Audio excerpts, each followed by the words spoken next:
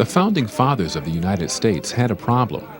13 separate colonies had been established. Each had separate governments, separate leaders, and separate identities. No one wanted to change that. They had fought hard to break away from their own lands where tyranny and oppression prevailed. And yet, the idea of remaining separate colonies made them too vulnerable. United, they could be much more powerful. Where could they find a model to base a new government upon? The founding fathers of the U.S. studied and borrowed ideas from many great societies in history, but it still seemed nearly impossible to find an example of what they were trying to achieve. For instance, how could they rule the 13 states without one state taking control? The Native Americans were equally frustrated.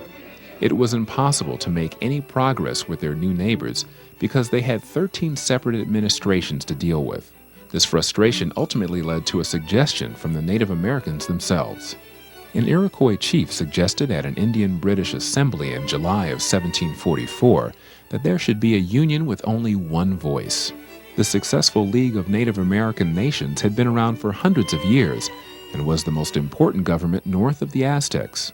Very much like our modern U.S. government, the League consisted of representatives of smaller nations. About 10 years later, an American named Benjamin Franklin brought up the point again.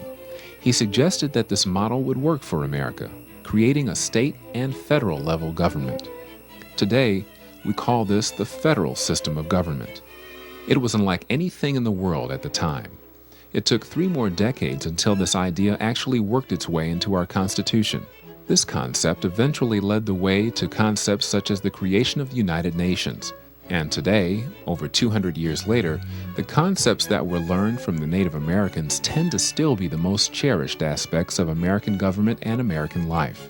The Native American model of a federal government helped to inspire the government the U.S. has to this day.